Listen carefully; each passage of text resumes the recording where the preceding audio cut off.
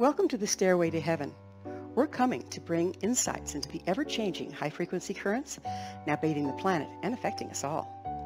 The source of vital information for the evolving human being. I'm Gwilda Wiyaka. Rivers of Light, the Unified Field. I've always loved the quote from Khalil Gibran, "Humanity is a river of light running from the ex-eternity to eternity."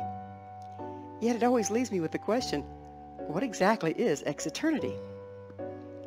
Ex, by definition, is a word-forming element in English meaning out of, but it can also mean deprived of or without, or the Latin meanings out of, from within. What was Mr. Gibran indicating by his statement?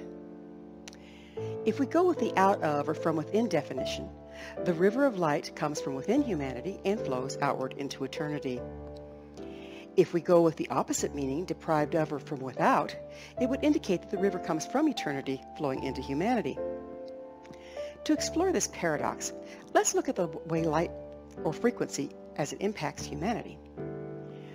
We often think of the sun as a giant ball of fire radiating light and warmth onto the earth in a somewhat straight line. While this is true, there's another dynamic to the frequency we receive on the planet: galactic light. As the sun moves through the galaxy, the leading edge of its heliosphere encounters varying intensities of light or frequency. Increase in frequency causes excitation in the plasma on the leading edge of the sun's heliosphere and is fed into the sun through its electromagnetic field. This frequency or light also radiates from the sun onto the earth, along with that generated by the sun's burning gases. On Earth, light is a two-way street.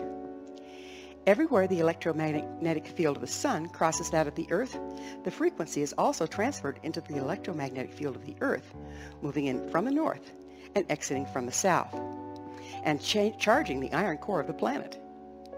Frequency then radiates from the iron core of the earth onto its surface.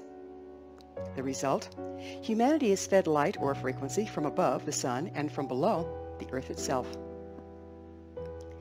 The human body also has an electromagnetic field that interfaces with the radiance of the sun and that of the earth. Like the fields of the sun and the earth, the human field draws frequency in through the North Pole, the top of the head, and moves it out through the south, the perineum. As we take frequency in, it would be the river of light coming from eternity and flowing into humanity. The light or frequency we take in, combined with that which we generate, is also radiated outwards environment through the chakra system to our electromagnetic field. What we radiate interfaces with the electromagnetic field of all things, including the earth and through her field, the sun, and from the sun to the galaxy. This would be the river of light flowing from within humanity into eternity. Breath in, breath out. This seeming paradox is the same mechanism that works through all things, micro and macro, as above, so below, creating an interactive, unified field, flowing from eternity into eternity. Frequency is channeled through humans in numerous ways. Light comes in through the pineal gland, our eyes, our skin, to name a few. Is channeled through our puronic tube, meridians, and the crystalline forms found in our fascia and blood. It's also carried by the crystalline formations in the water of our body. Light is prismed into various bandwidths by our chakra system and channeled back into the world through our electromagnetic field. As we enter the Aquarian age, the sun is encountering an area of the galaxy that's containing much more luminosity. As a result, the sun's heliosphere is being bombarded with high-frequency particles. This increase of brightness is being fed into the entire unified system, impacting the sun, interplanetary space, the earth, and all things upon her, including human beings. In turn, what we take in from the radiance of the sun and that of the earth is a much higher frequency than in times past. This is creating a problem. The increased frequency is bombarding us from above and below, and we're being sandwiched in between. For generations, we've been exposed to a lower frequency or narrower bandwidth of light than that is now developed and increasingly present. We have restrictions based on the reduced availability of light. The increase of frequency or life force is putting pressure on any restrictions to the flow within our physical, emotional, mental, and spiritual bodies. Our environment, including air, light, food, water, emotions, and thought forms, have become increasingly toxic and polluted, adding to the restrictions. Restrictions create drag. Drag wears things out. The challenge is to address these restrictions before they start to break down around them. Now let's look at the light or frequency as it moves from us and impacts a unified field.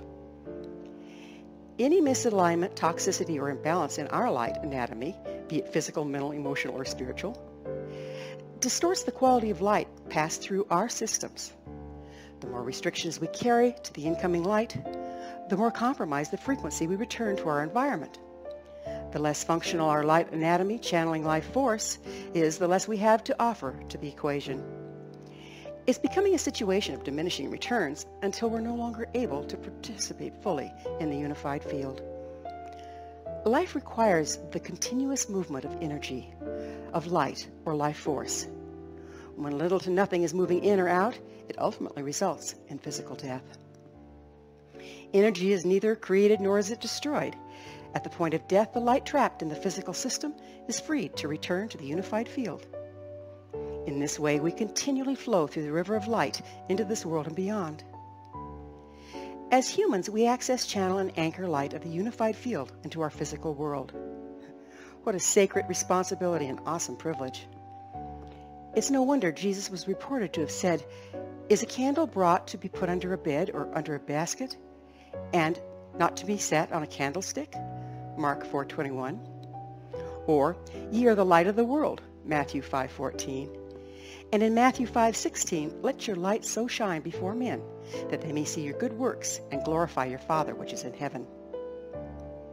Another interesting facet in this equation is that of reality. Reality as we perceive it is dictated by several factors: mindset, belief systems, and agreement and frequency. Everything expresses according to frequency. Albert Einstein said, "Match the frequency of the reality you want, and you can't help but get that reality." If this is true, our very reality is restricted or enhanced by the availability of frequency. Mindset and belief systems restrict the ambient frequency expressed to that which is in alignment with their premise. Agreement between individuals amplifies a set of frequencies dictated by the mindset and belief system of the group. This is the principle behind cult mentality and many other divergent realities.